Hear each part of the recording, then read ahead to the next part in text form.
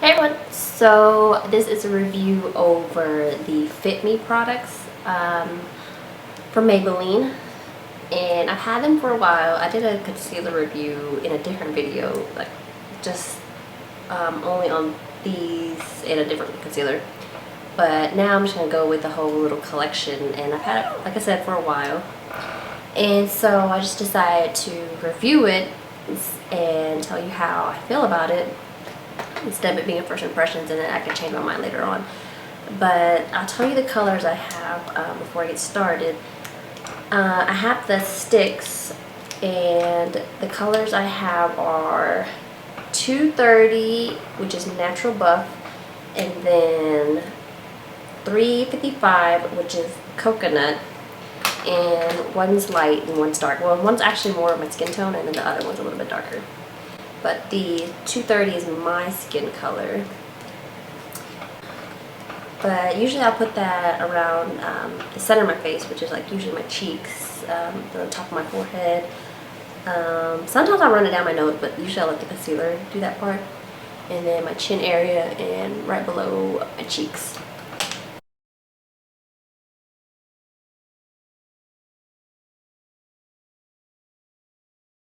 And then I go in with the darker one, the 355, and this is what I use to contour my cheeks and a little bit of my nose and any little spots that I want to minimize my face structure, I guess you would say, or define it.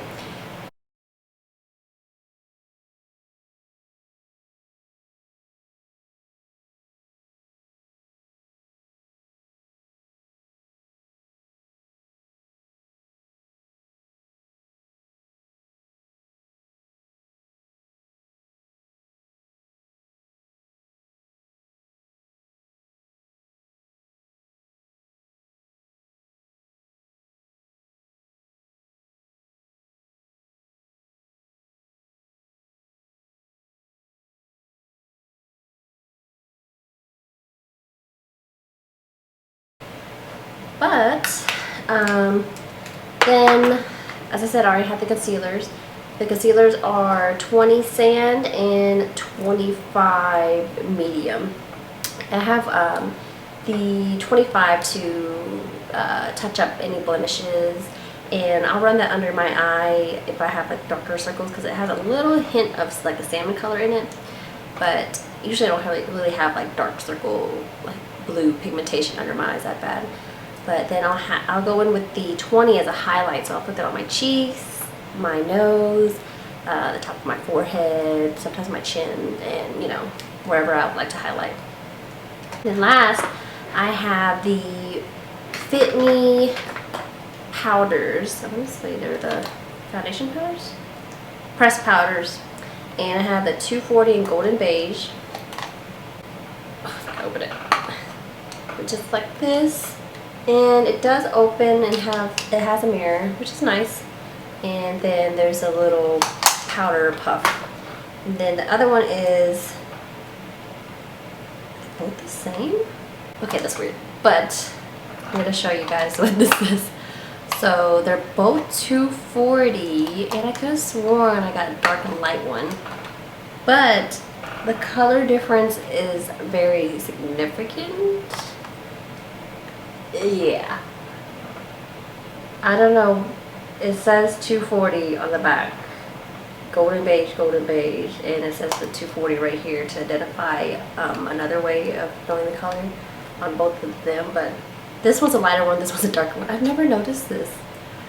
Well, anyways, so packaging was wrong, so be it. But the conclusion is that after having it for a while, I actually do like it.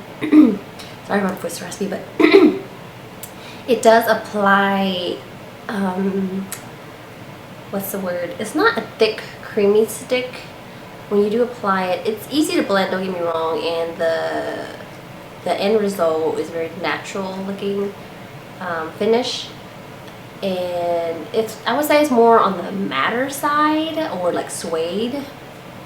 It doesn't leave you like with a shining, like, what's the word I'm looking for? Dewy, there we go, dewy.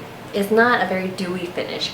So when you put the foundation on, It really leaves your face like a suede or more matte. And if you do have oily skin, I actually bought it because I was oily at the time, and it wasn't actually that bad when I applied it. Don't get me wrong, it does move a little bit with oily skin, but it's not so bad for me. And now that I'm dry, it actually works out just perfect because it works with, I would say, combination skin. At least in my opinion, for my skin, it has.